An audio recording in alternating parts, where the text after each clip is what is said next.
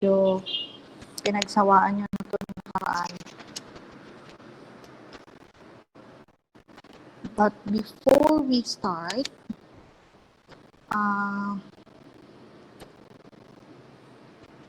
may I know kung may problema pa rin tayo sa mga kaklase, kung may alam kayong problema pa ng kaklase nyo.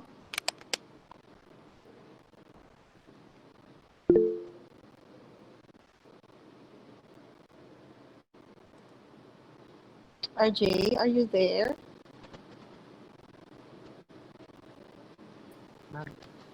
Yes. Wala bang nasasabing concern ang mga classmates? Okay pa tayo? Yung iba po ma'am nag-approach po sa akin.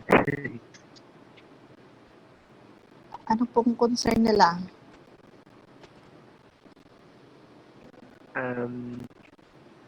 Kapag hindi po nila maintindihan yung yung activities po, nag-ask po sila sa akin kung paano po yung gagawin din.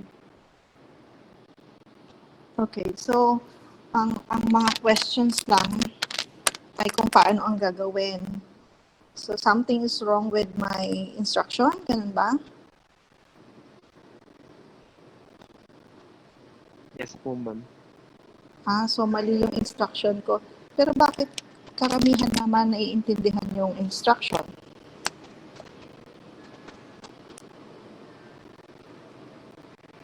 Do we Yung need... iba po nag-ask po ng kung kailan po yung deadline ngayon, ganun po.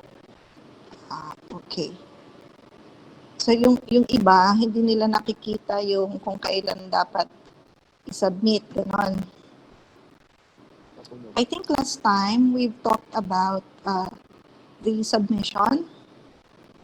I think we agreed that you are going to turn in or submit your activity every Friday. Tama ba ako? Yes, ma'am. Tama, ma'am. Yes, okay, thank you.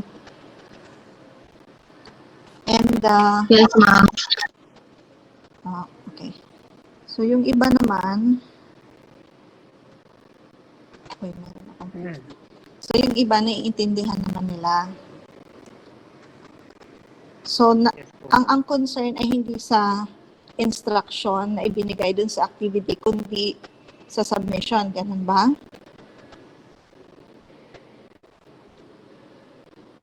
RJ? Hindi po, yung lang po, parang kapag hindi lang po nagigets yung question, ganun po, nag-ask po sila kung... Okay. So, I remember last time na meron tayong instruction and most of you naman ay nakasagot. But the others would just ask question, pero pag sinabi ko naman and translated that in Tagalog, they get it naman. So, siguro, ano kayang gagawin natin? Samahan ng Tagalog translation? Palagay nyo.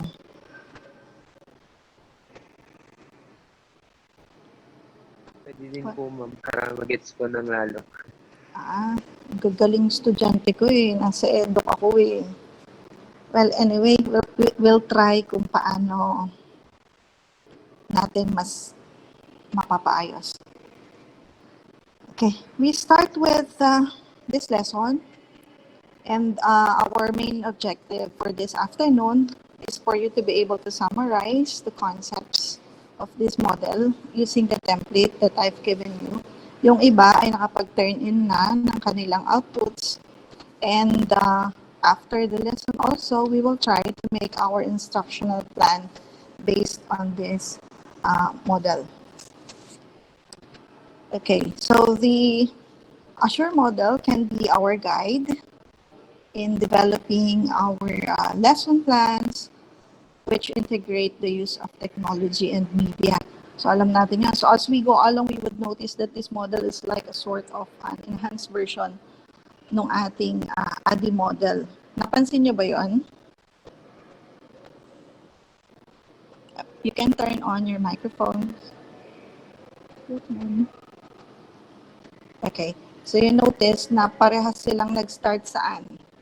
I-type in sa chat box natin.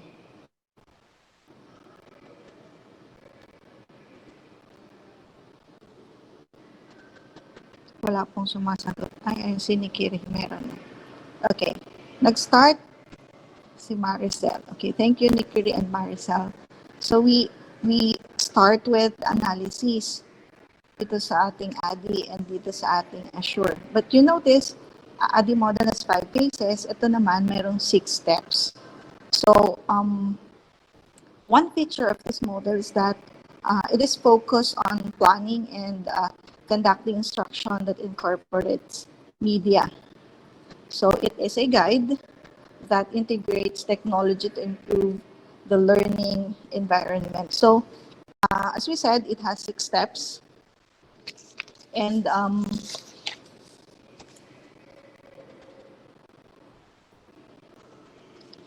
so the first step is to analyze the learner or analyze learners.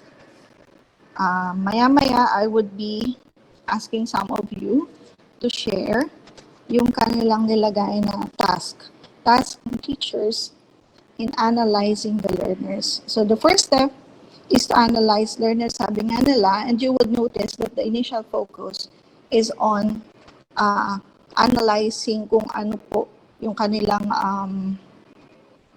yung tinatawag ko kung sino yung learners nila. In our case kasi our audience, yun para ibig sabihin ka na, analyzing the audience first pag sinabing analyze your learner. Kasi this model is also used in some of the trainings sa mga industry. So pwede siyang gamitin sa other trainings also. So in analyzing learners, sabi niya, identify the audience. In our case, ang audience nga natin ay learners or students or pupils. So knowing them will help us select the best medium or the best material to meet our objectives. So the audience can be analyzed in terms of their general characteristics. Ano po yung mga general characteristics? Nandiyan yung age, sex, grade level, mental and emotional status, social problems, socioeconomic status, etc.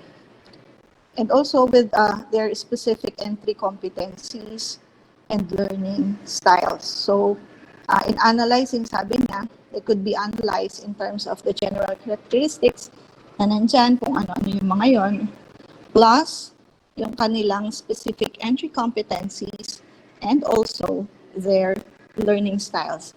As I was reading some of those who had turned in their outputs, na-identify din naman nila yung mga yon, yung mga nandito. And general characteristics, makikita natin bakit po kailangan naming malaman ang age at saka po sex, pati po grade level, pati po yung mga socio-economic status, bakit kaya kailangan malaman. Can you share your thoughts kung bakit kailangan malaman yon? Siguro pipili na lang ulit ako para ano. Can I just choose someone? Ulit, magruleta na lang tayo.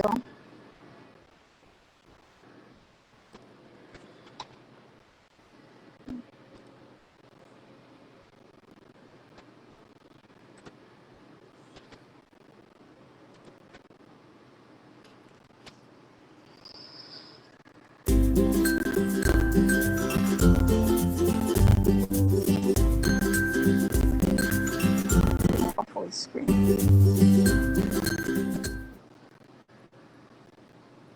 Sarah, are you here?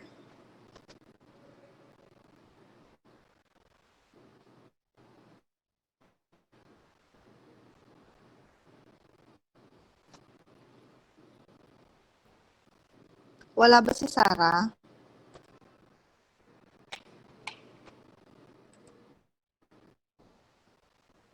Hello? Are you there?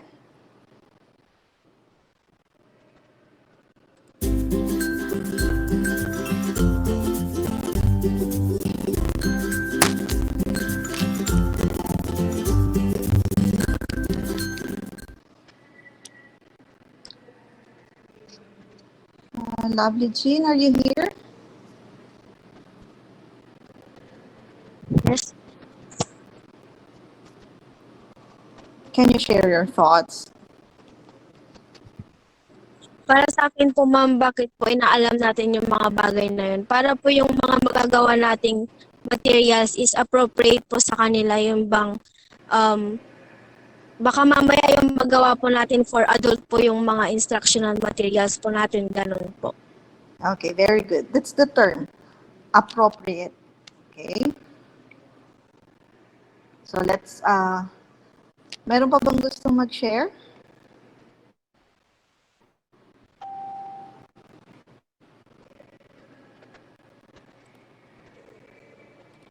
Wala. Okay. So,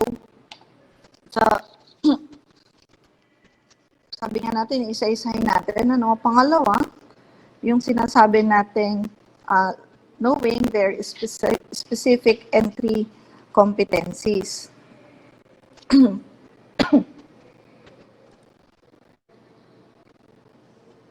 Mahina po yata ang signal ko. Hindi ako makashare.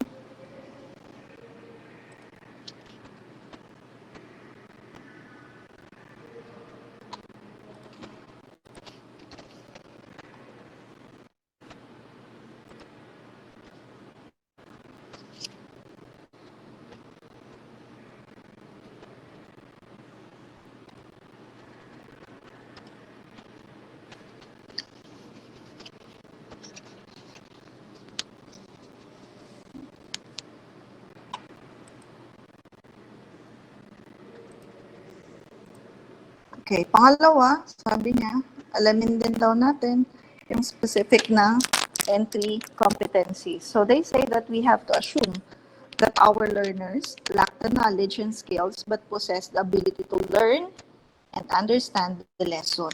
So as we teachers, i-assume natin that our learners lack the knowledge. Bakit tayo hindi agad-agad maniniwala that our students need to know or they lack knowledge and skills? Bakit kaya? Baka sabihin niyo, ma'am, dapat po sa umpisa pa lang pagkatiwalaan natin ang estudyante natin.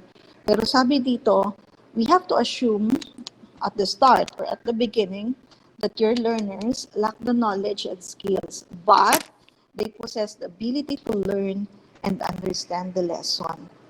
Because if we will assume that they already have the knowledge and they already have the skills, probably hindi natin maibibigay yung mga kailangan natin ibigay sa kanila or kailangan nilang matutunan. Kasi isipin natin, they know this already, they know all that.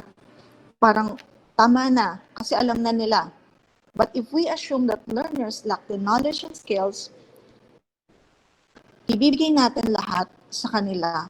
But we believe that they possess the ability to learn and understand kung ano man yung knowledge at skills na gusto natin matutunan nila. So, we teachers are always reminded to verify our assumptions. Halimbawa, when you are already teaching, iisipin ninyo, alam na yan ng mga bata ko, hindi mo na inisip na maybe they lack the knowledge, they lack the skills. Okay, hindi mo na mabiverify ngayon, hindi ka na magkakandak ng mga interviews. I read some of your outputs na kanina, may mga nilagay kayo doon na you could also conduct interviews or you could give exams, yung mga standardized test, mga teacher-made test, for you to know or for you to verify your assumptions. Yan, doon sa mga entry competencies ng inyong mga bata. So, you could ask them questions, mag-interview kayo, bigyan nyo sila ng test kung kailangan. Okay? And also, sabi nga natin, we have to know their learning styles. So, in analyzing learners, alamin natin yan. Learning styles, sabi nga, are psychological traits that determine how we perceive, interact with, and respond emotionally to the environment. Okay. So, remember Gardner. Tandaan niyo ba si Gardner? What is the first Yes, name ma'am. of Gardner? Sige nga, i-type in nyo nga yung first name ni Gardner, ni Gardners dun sa ating chat box. Yung first name niya. Ay, mabilis sila. Alright. Siya si Howard. So, anong ginawa ni Howard?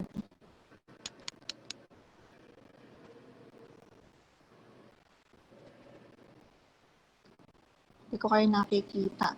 So, anong ginawa ni Howard? Pwedeng mag-unmute na lang ng mic if you want to share. Sabi ni Victoria, ma'am, multiple intelligence po. Multiple intelligences. Yes, hindi siya na satisfy doon sa basta lang alamin na ganun. Ang sabi niya, mag-identify ako ng 7 aspects ng intelligence. So, lumilipad. Okay. So, pwede nyo bang i-type kung ano yung mga aspects ng intelligence na yon? Maaalala nyo si Howard Gardner, yung kanyang multiple intelligences. Can you type in? Kahit isa lang.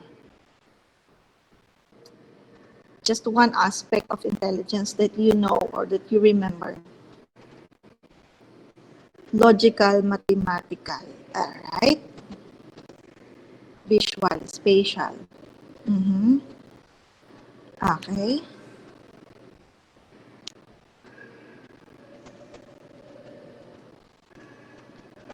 So, sabi nga, mayroong verbal or linguistic, yun sa language. Meron yung logical, mathematical, yung mga scientific or quantitative.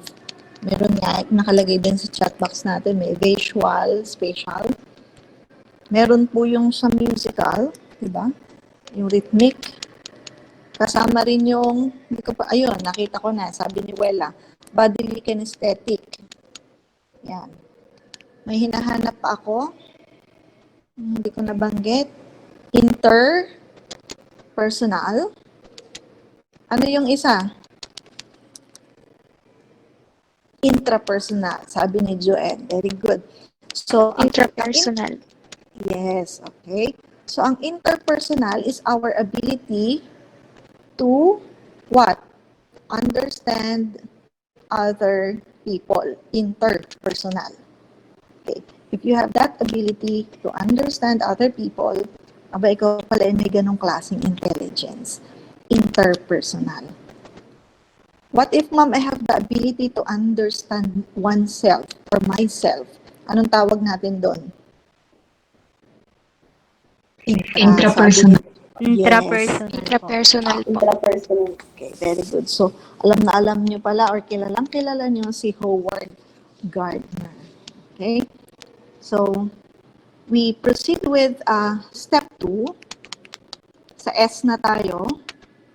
Sabi doon, we state objective. So, pag nag-state daw tayo ng objective, ano po ba yung mga objective na yan? These are the statements describing what the learner will do as a result of our instruction.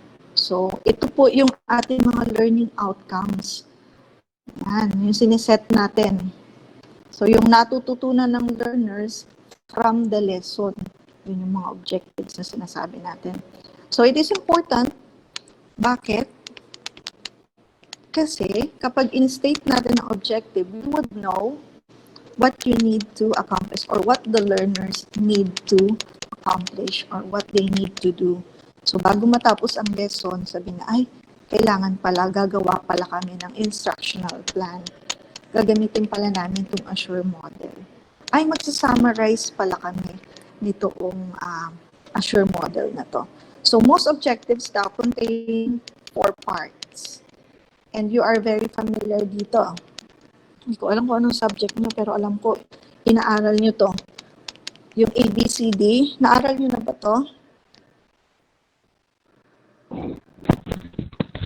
Yes, ma'am. Okay, good. So, yung audience, behavior, condition, and degree. Okay.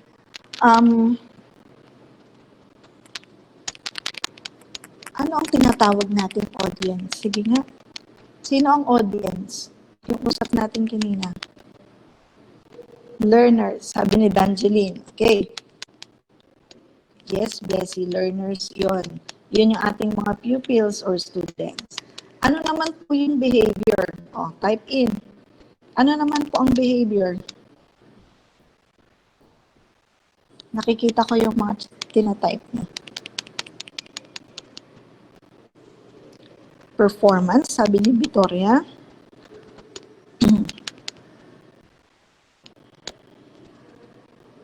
Attitude, characteristic, attitude. Behavior are those to be demonstrated or the capability ng mga bata to, performance to be demonstrated. Okay, sabi ni Michelle. Tama. Okay. How about the conditions? Ano po ang conditions?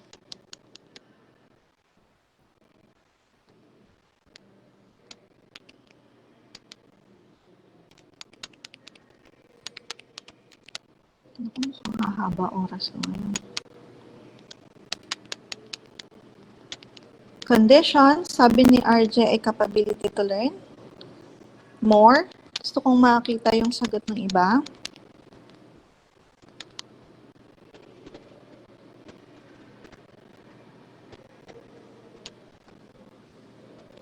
Walang gustong sumagot. Si RJ lang? Or they are still typing? Circumstances, performance.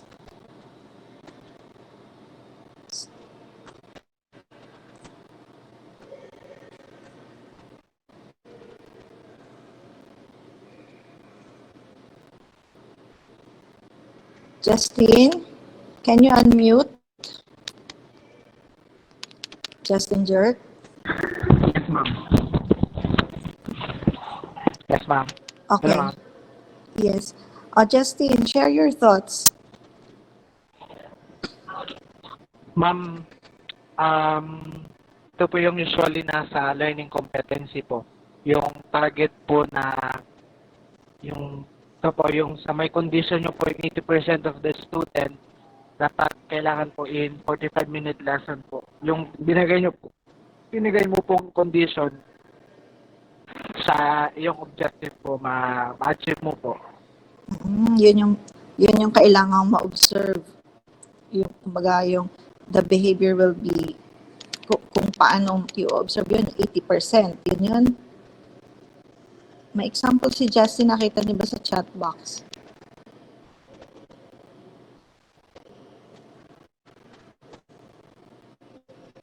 Nawala na. Justin? Ma'am. Share your thoughts ng maayos. Hindi ko maintindihan mabuti. Ma'am, yun po.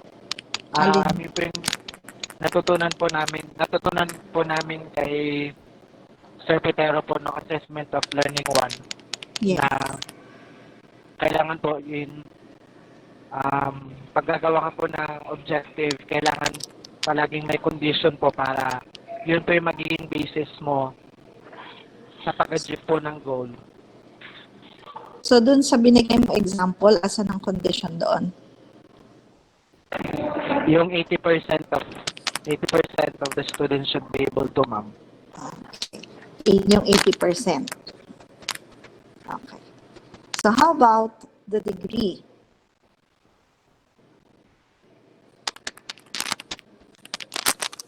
Tatanong ko sa Petero doon Sir, turo mo daw po ganito.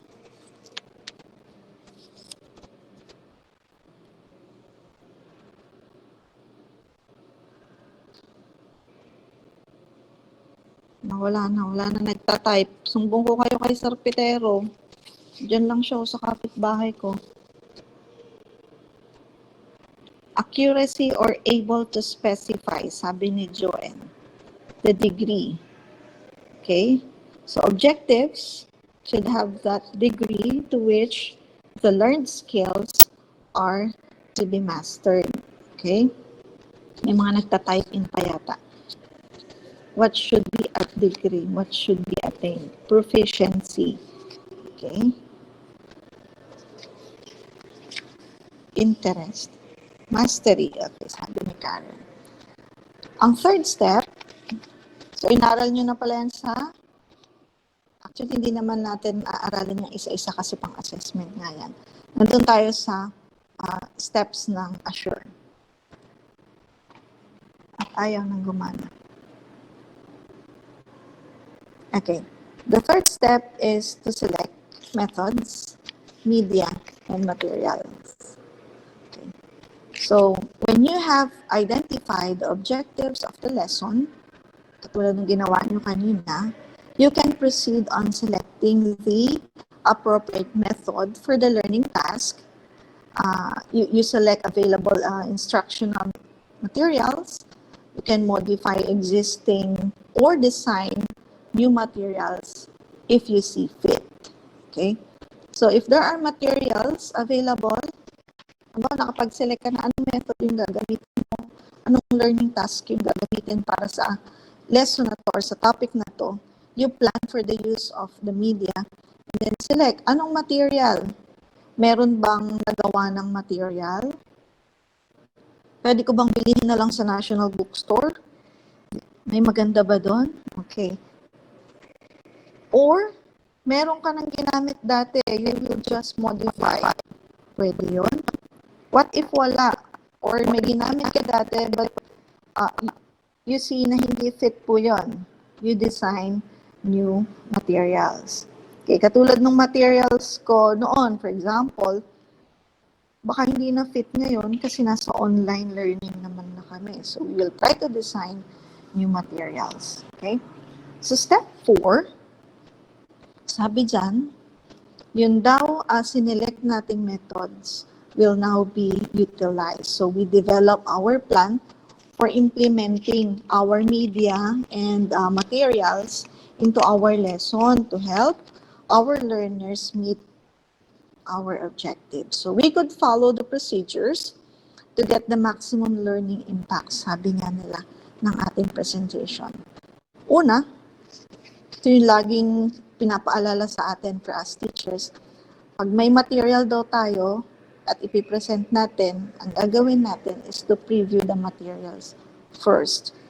Bakit? We have to ensure that the materials are appropriate for learners and objectives. Mamimit ba ng materials yung objectives mo? Is it appropriate? Nung umpisa pa lang, ginamit na natin ang term na appropriate. And then, sabi nila, we have to practice the presentation. Okay? But, may paalala sa ating mga teachers. We are reminded to practice the presentation, but we are also reminded not to over-practice para hindi siya mag-sound like recorded naman yung ginagawa ninyo. Parang na kayong tawag doon, parang na-memorize nyo ng masyado. Hindi rin magandang tingnan. Scripted. Yes. And then, okay lang yun kasi yung script naman, pag scripted, wag nyo lang masyadong pahalata that you prepare your script. It's as if you are talking naturally to your students. Okay? But we are encouraged to prepare our script. Diba? Lalo na kapag nasa online na ganito. So, kapag mayroon kayong script, good. If you memorize really well your lesson, mga pangalawang beses mo na itong tinuro, at alam mo naman, kaya mong i-deliver even without the script, go. Just prepare the environment. Okay? Ano po yung environment? In an online learning, ang environment namin ay ganito ang piniprepare. Meron ba akong wifi na maayos na connection? Tahimik ba itong lugar na pinipwestohan ko ngayon? Okay, if you're in the classroom, we prepare the environment, we prepare the classroom. Kailangan ko bang i-turn off ang ilaw para maliwanag yung presentation ko? So those are some of the considerations when it comes to preparing the environment. And then, present the material, sabi nga nila. Sa ating mga teachers, tayong mga teachers, we call it showmanship, sabi nga nila. So we teachers should direct attention into the classroom. Okay? Kayang-kaya natin itong mga teachers na gawin showmanship. We present our material. Okay. Yung mga estudyante ko noon, lumalaban na sila sa mga ganyan. They present their materials, nakikipag-anuhan na rin sila, i-contest na din sila. Sa DepEd, may mga ganyan pala doon.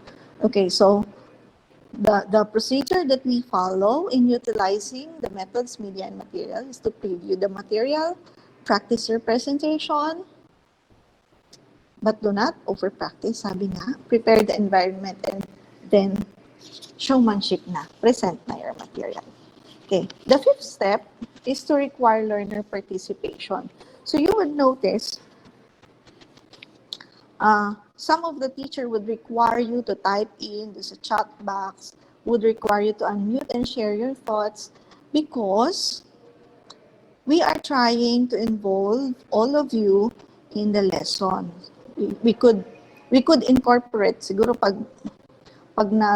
tuturo na kayo, you could incorporate question and answer sa discussion ninyo.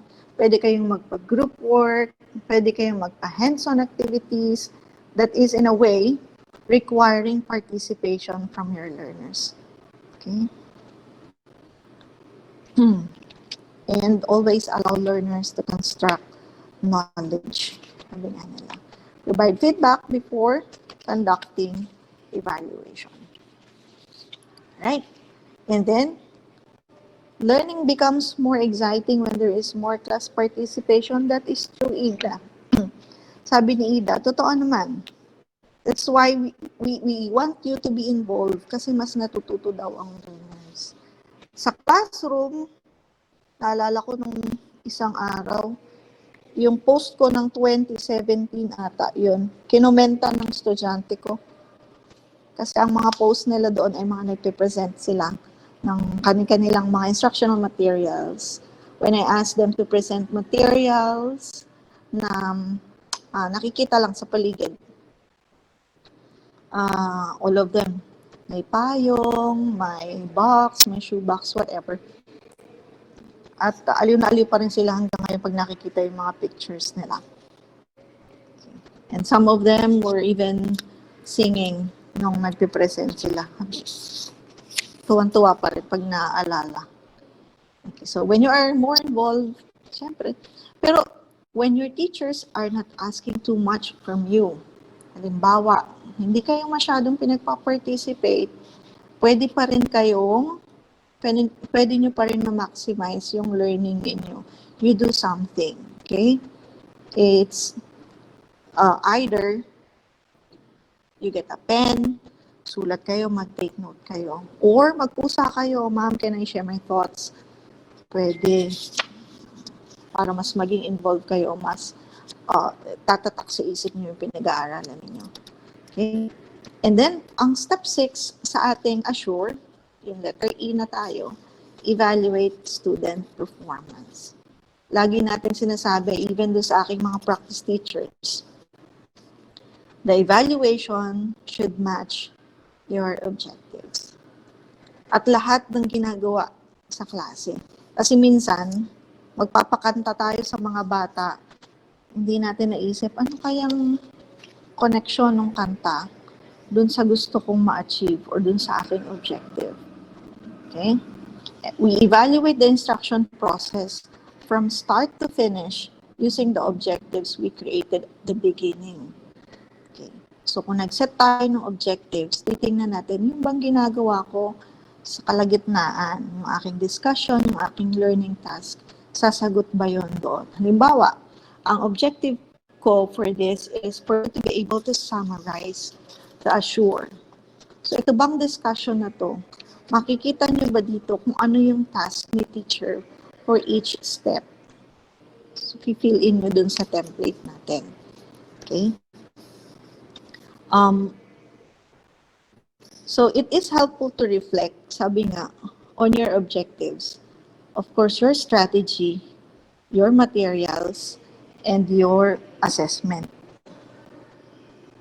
So, sabi mo, naging effective ba with that strategy? Naging maayos ba ang delivery ng lesson with the instructional materials that I used? Yung assessment ko ba ay sumagot dun sa aking objectives? Okay, so evaluate.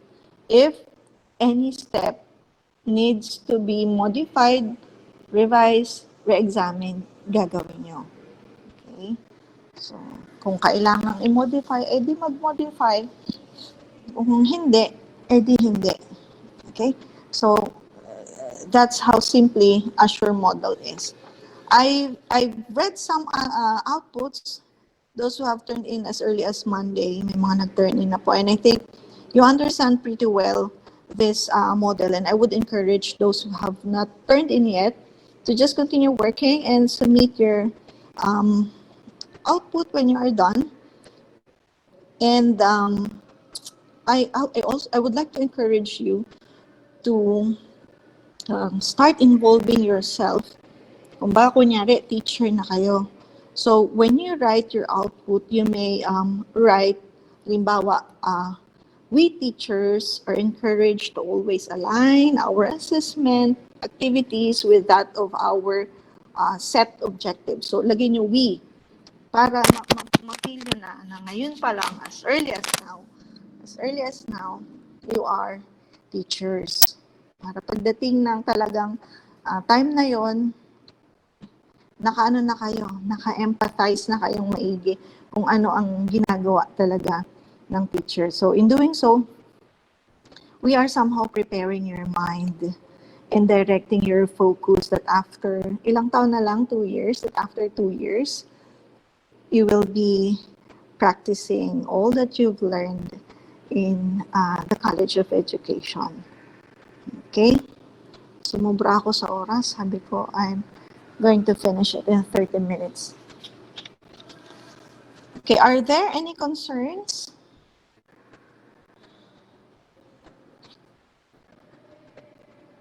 Yung nahihiyang magsalita ng concern, pwede po ninyong i-type na lang po sa chat box.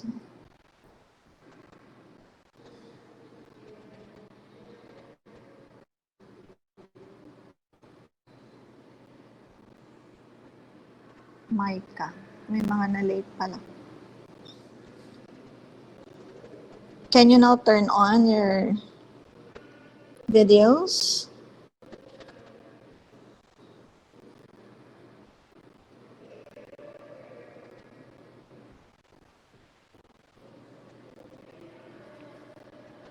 Yun, may isa na tumalima sa aking sinasabi. How about the rest? I only have one student.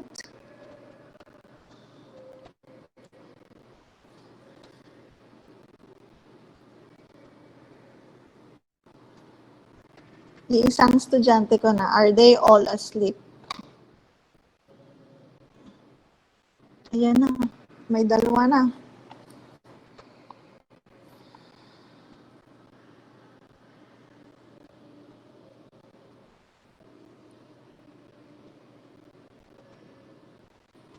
I have 1, 2, 3, tatlong estudyante. Wala na. Sige, tawagin na lang natin sila. Okay. A brief summary of this lesson, pwede ba akong makahingi from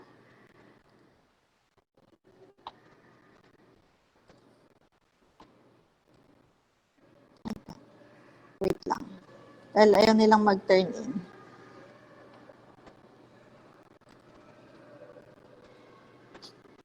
Isa mo lang.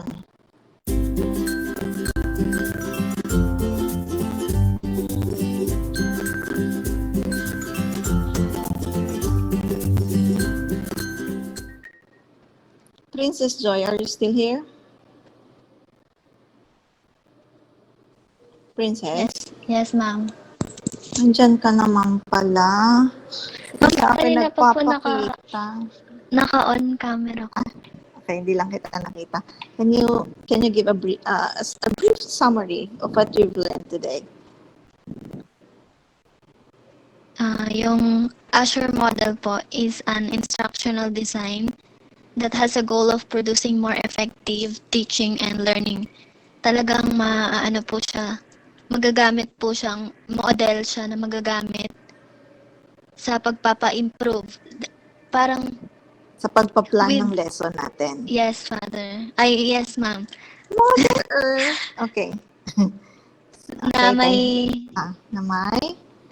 na marirealize mo po sa model na yan na there is always room for improvement po. Okay. Sige, thank you, Princess.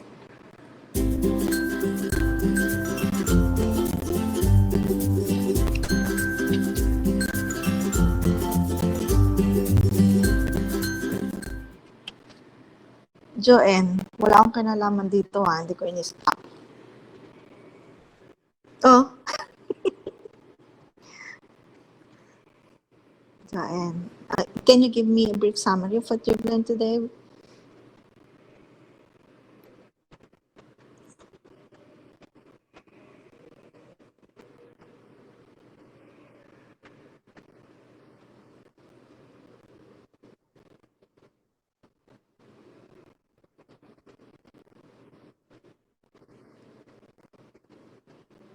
Okay. Very good. Kahit di nakinig, no? Basta nagbasa ng lesson. Ano, Joanne? I know you so well.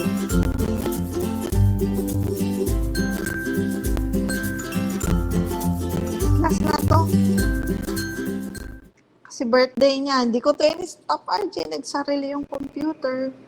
RJ?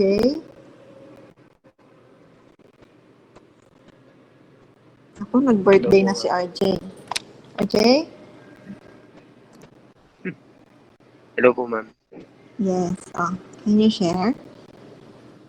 Short summary. Ma'am, yung sa akin naman po, yung natutunan ko po for this afternoon is, yung Azure model po is, isa po siyang tool or isang way para ma-improve pa namin in the future kung paano po namin ipapacilitate or magkakandak ng mga activities to teaching and learning process po. And kaya sa ganun, yun din po yung magiging guide namin in the near future po. Okay. So, wala bang pa-virtual ano dyan?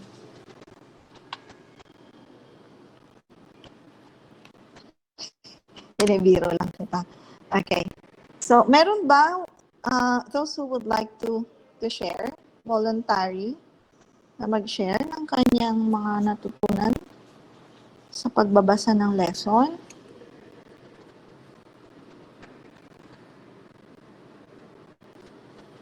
Uy, ang pagkakakilala ko pa naman sa inyo, kayo ay nagre-recite. Bakit? Wala.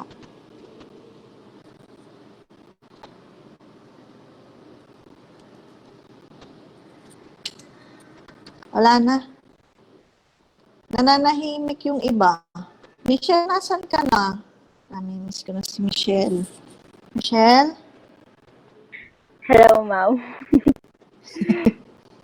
Oh. Ma'am, Asan ka? sa akin po, ma'am, nandito pa ako. Nakita ko kasi Ma'am, ulang. may realization lang po ako. Yes. Ma'am, na-realize ko pong sobrang hirap po pa talagang mag-plan ng lesson. Hindi basta-basta. Marami dapat isalang-alang. Kailangan nating mag-spend ng hindi lang 1 oras, 2 oras, kundi maraming oras para sa pagpaplano, ma'am, kasi hindi talaga basta-basta. Okay. So, mag-drop ka na ba next sem? Ma'am, hindi pa, ma'am, kakayanin po. Oo, walang magda-drop. Laban lang. Okay, how about the rest? Who would like to share? Last. Bago tayo maghiwa-hiwalay.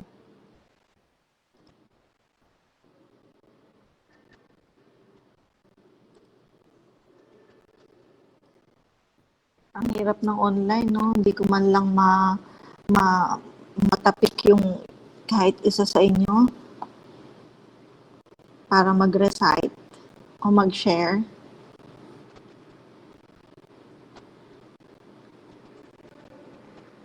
May I hear from Erlika? Is she here? Early ka, dito ka ba? Nandito siya. Nakita ko na. Akala po, Uy, may gusto ko lang po dito signal. yung kahalagahan ng... Yes, ma'am. Medyo sa akin nga lang po, ma'am. Medyo lesson. Sige lang, sige lang. Gusto ko lang po dito na, ma'am, bago mo, na, kailangan mo na ma-develop yung lesson para pag deliver mo siya sa students mo, talaga namang effective. At the same po sa instructional materials na gagamitin mo. So, napakalaking bahagi sa ating mga teachers yung instructional materials. Yes, ma'am. Tama yun. Kaya makikita nyo yung ibang mga teachers, ang dami nilang bit-bit, no? May bag na silang isa, tapos may isa pang bag. Lagayan nila ng lagayan nila ng kanilang mga instructional materials. So, you prepare yourself na maging, ganun din, So, next time, yung sinasabi ko dun sa mga hindi pa nagto-turn in, when you answer the template, or when you share yung mga answers ninyo, i-assume nyo na that you are teachers. Parang, halimbawa, we should, isama nyo sarili nyo. Para feel na. Okay? Thank you, Erlica, for sharing your thoughts. At masaya ako may signal ka ngayon. From Mapandan. Mapandan ano? Okay. Sige. Meron pa bang volunteer na gustong mag-share? Sabi ng mga kaklase nyo, sabi ni Ma'am, last na. Sige po. So, our next lesson would be, nakita nyo na ba yung material na in-upload ko? Yes, ma'am. Ay, Victoria, ano yung next, ano yung lesson 3 Yes, natin? ma'am. Victoria, Hanapin model. okay. Sige, hanapin and peck. Sabi rin ni Joanne, hanapin. Narinig ko din. Okay. Parang napakadali nung hanapin and peck. Ano, Joanne?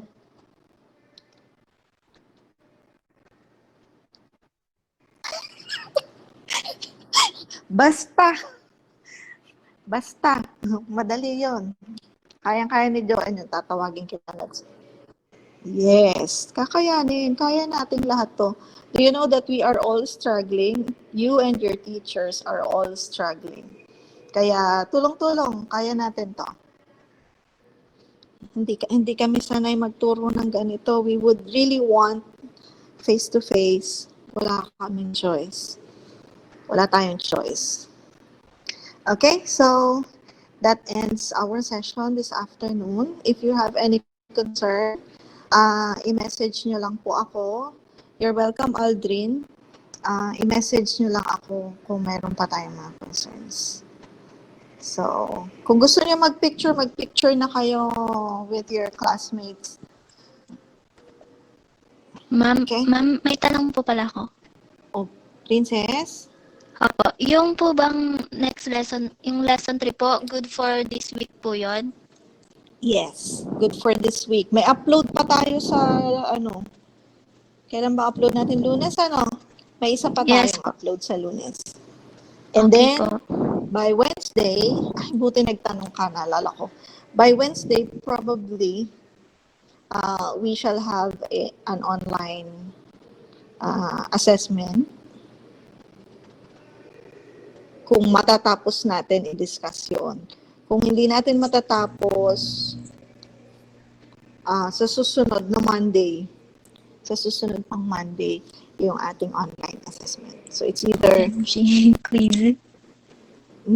next Wednesday or sa Monday pang susunod. Okay po? Kayang-kaya nyo yun. Yes, ma'am. But take note, yun ay recorded po talaga, ha? Yung answer ninyo dun sa gagawin nating online assessment. Okay, ma'am. Thank you po. You're welcome. Okay, bye-bye. Sabi lang. Bye, ma'am. Bye, ma'am. Bye, ma'am. Take care. Bye. Bye-bye. Bye, ma'am. Bye, ma'am. Keep safe. Bye, ma'am. Salamat po. Bye-bye. You're welcome, lovely G. Bye, ma'am. Bye-bye.